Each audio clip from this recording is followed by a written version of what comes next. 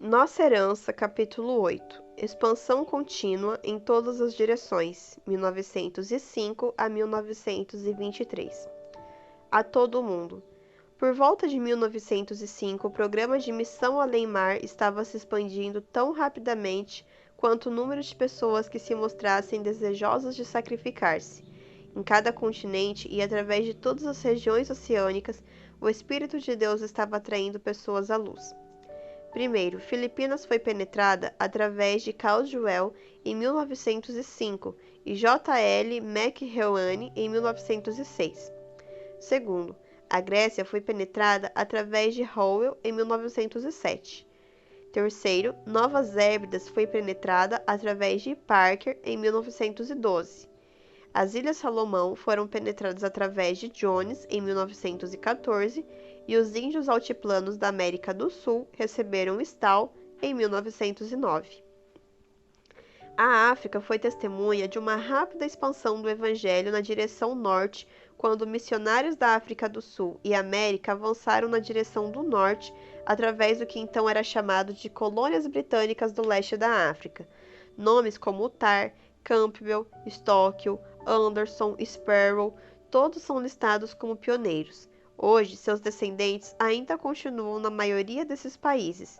As lápides e os túmulos estão cheias de homenagens a esses pioneiros, tendo a própria universidade como memorial.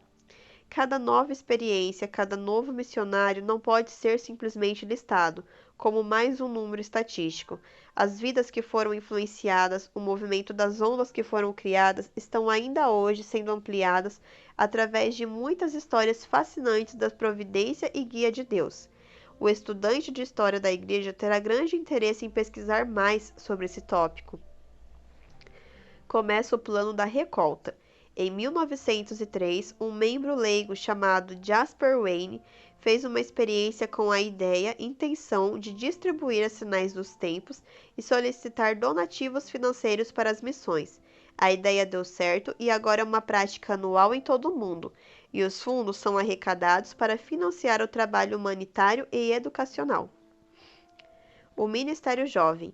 Em 1907, o Ministério Jovem tornou-se mais forte quando o novo Departamento Jovem foi oficializado na Associação Geral e o pastor M. E. Kerr foi eleito seu primeiro diretor. Na União Central dos Estados Unidos, uma pequena brochura foi produzida no mesmo ano, com textos bíblicos relacionados para a devoção diária, foi chamada de Vigília Matinal. Em pouco tempo, tornou-se uma atividade importante do futuro Clube dos Desbravadores.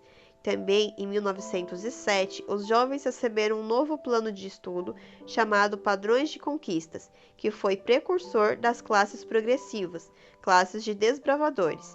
Foram desenvolvidos e oferecidos cursos de leitura para jovens e adolescentes por volta de 1908.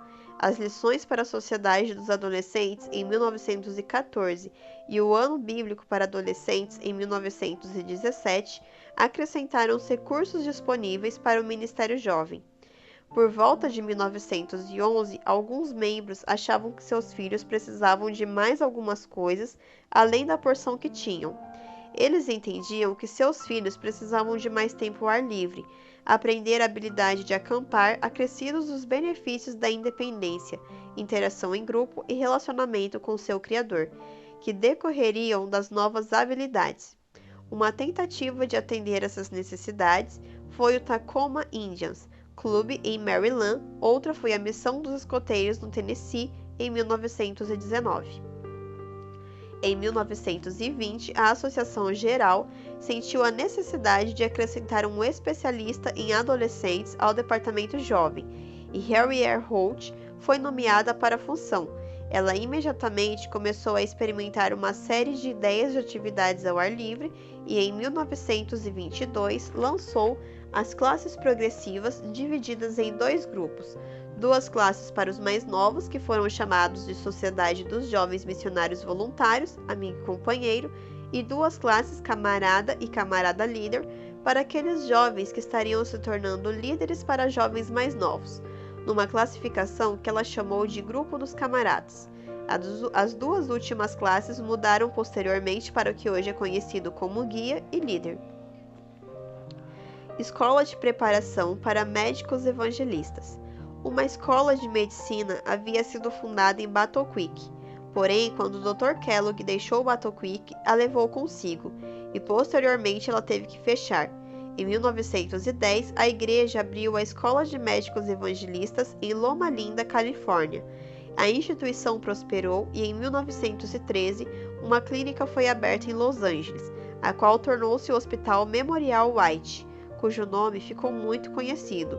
Posteriormente, a Universidade de Loma Linda, que se tornou mundialmente conhecida pelas muitas e grandes realizações, incluindo esta declaração da Associação Americana de Medicina, uma das 3 melhores escolas de medicina do país no preparo de médicos para ajudarem seus pacientes a parar de fumar. Campo mundial dividido.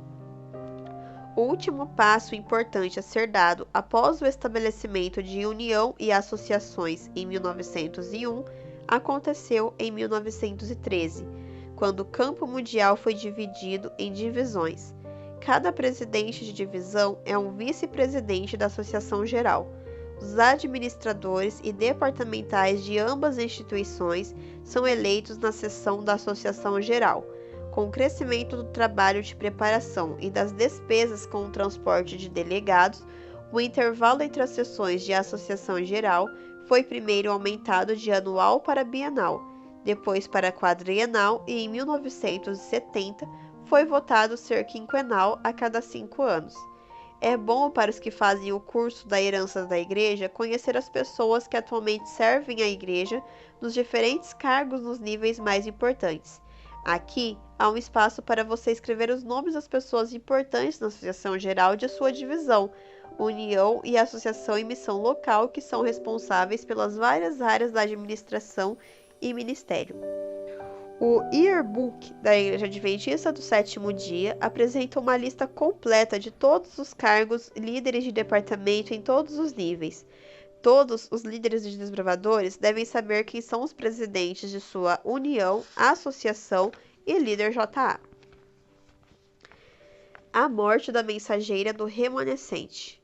Ellen White morreu no dia 16 de julho de 1915, com a idade de 87 anos. Suas últimas palavras foram: "Eu sei em quem tenho crido." Durante seus 70 anos de ministério, ela escreveu mais de 100.000 páginas, incluindo mais de 4.000 artigos de revistas e pelo menos 8.000 manuscritos e cartas.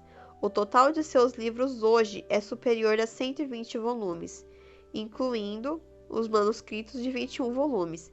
Todos esses, juntamente com outros materiais adicionais, estão agora em CD-ROM. A cada ano, o número de línguas em que suas obras são publicadas aumentam. Todas as principais línguas do mundo têm pelo menos algumas de suas obras, e muitas das línguas e dialetos menos conhecidos têm também algum de seus materiais impressos. Como foi sempre o seu estilo na última sessão da Associação Geral, em que esteve presente em 1909, ela segurou sua Bíblia bem alto e disse: "Irmãos, eu recomendo a vocês este livro. Para esta dedicada e incomparável testemunha adventista, a Bíblia era a única regra de fé e prática. Sua morte marcou o fim de uma era, mas a influência de seus escritos, como foi predito, continuou a guiar a igreja, a luz menor guiando a luz maior."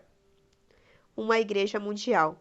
De uma igreja em operação em um único país nos meados de 1800, esta igreja cresceu rapidamente e amadureceu, tornando-se uma igreja mundial no fim dos primeiros 25 anos do século XX. Esse período inclui a sobrevivência durante a Primeira Guerra Mundial de 1914 a 1918, a qual esse período terminou. A liderança da igreja também começou a focalizar a questão de ir a todo mundo. Quando A.G. Daniels deixou a presidência em 1922, um líder com uma visão mundial foi posto em seu lugar, alguém que possuía senso de missão e entendia da mudança de foco que isso acarretava. Spicer havia servido na Inglaterra e na Índia, e foi também presidente da Comissão de Missão Estrangeira por mais de 2 décadas. Quando estava com idade mais avançada, disse: "Apenas em 4 anos, de 1900 a 1940, não estive em viagem num país estrangeiro."